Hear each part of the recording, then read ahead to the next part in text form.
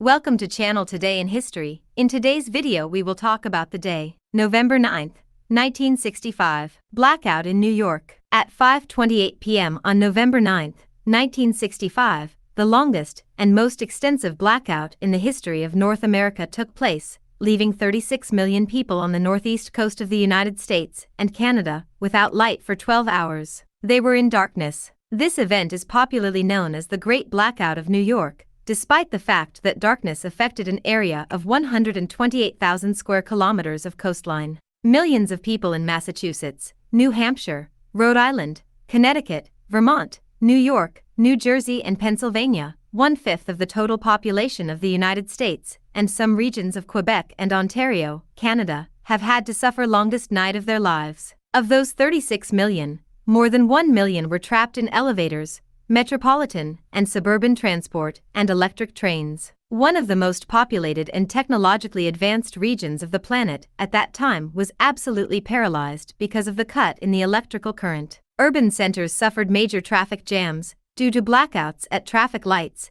and the interruption of the operation of fuel pumps at gas stations. Many people abandoned their vehicles on the streets and on the shoulders of roads, further contributing to the chaos. In New York City, where only a few buildings had their own generators that ensure minimal lighting services, the blackout produced a major crash in traffic, blocked elevators, paralyzed underground subway lines, media failures, and traffic paralysis from LaGuardia and John F. Kennedy airports. In Washington, more than 800,000 people were blocked. The passenger planes that were in flight at that time had to change their trajectory, given the impossibility of finding sufficiently signposted landing strips and the interruption of communications between airports and aircraft. Only radio stations, thanks to their emergency equipment, were able to continue operating, giving instructions in an attempt to reassure the population. The blackout lasted exactly 12 hours, until 5:28 the following morning. The failure was caused by a chain collapse of the 375,000-volt Canusa interconnected grid,